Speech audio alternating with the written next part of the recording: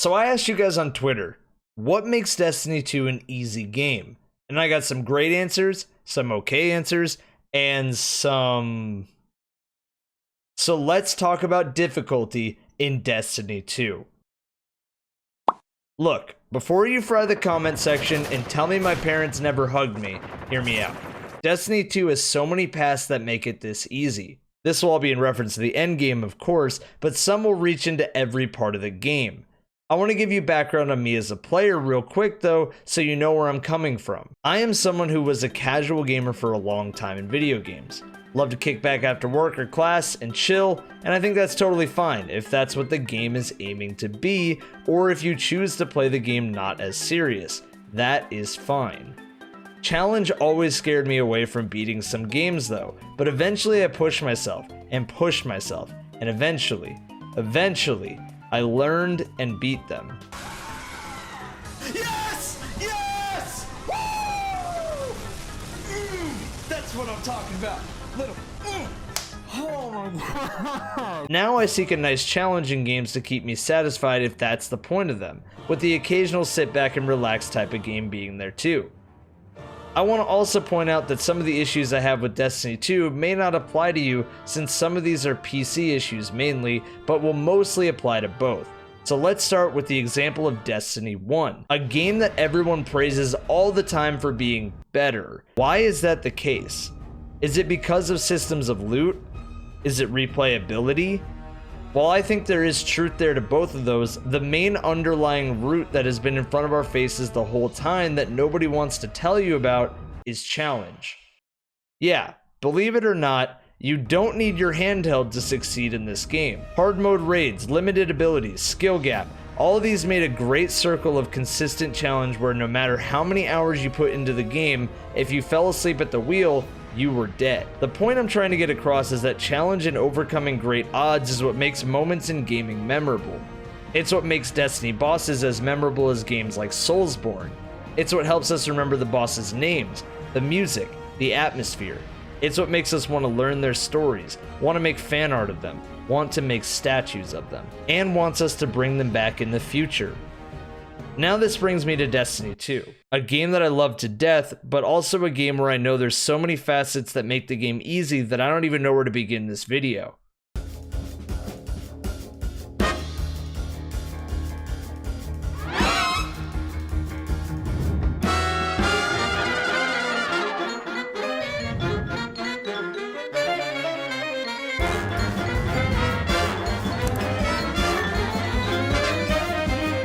Destiny 2's issues and difficulty. How about we start with skill gap? Skill gap is something the game is desperately missing at the moment. Don't believe me?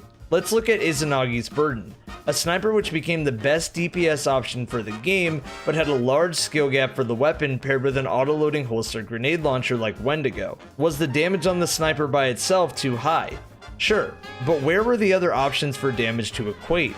Shotguns were not in a good state, swords hadn't been buffed or fixed, and almost all encounters in the game required a sniper, let alone the activities where this weapon was the most prevalent, like Master Nightfalls. So let's say you nerf the damage of this weapon a bit. Fine, that 20% nerf to major enemies is totally fine. But hey, maybe don't take away the skill gap of the weapon with the speed of the quick draw swapping to max its potential for players. It's even worse now that a mapping issue has made reload on release instead of on press.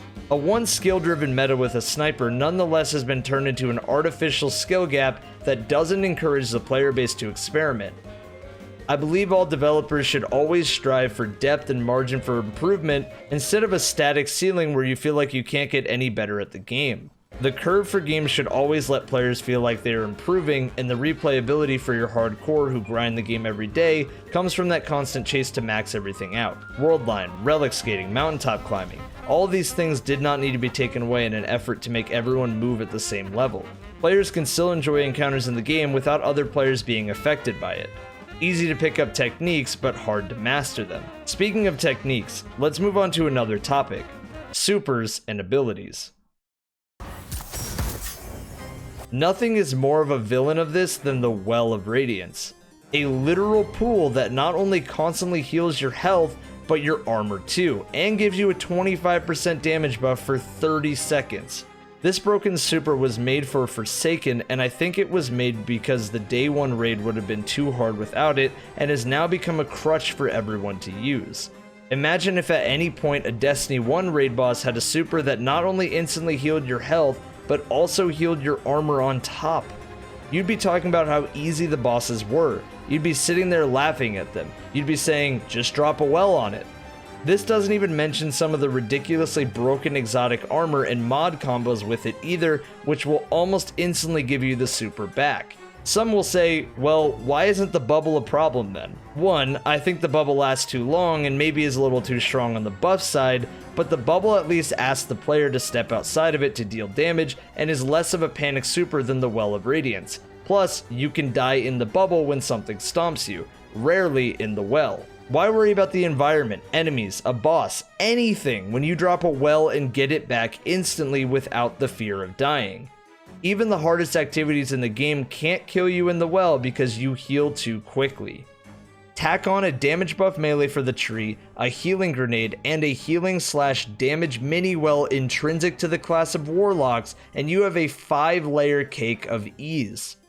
Some subclasses fall way behind and others skip way too far ahead. You start saying, why aren't you running this, instead of saying, oh, you're running that. I think a lot of these overpowered abilities like Rally Barricade, Wall Barricade, Rifts, Devour Grenades were built in the original state of Destiny 2. One directed by Activision's vision for the game and in a rushed state. 2 primary system and no random rolls also meant that abilities like these were nice to have, but now things are different. The game has evolved and these haven't. We have to be all or nothing though.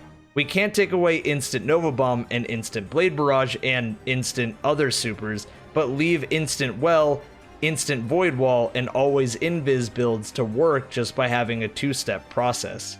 It's like the developers showed up with a fire truck and only put out one tiny part of the whole fire.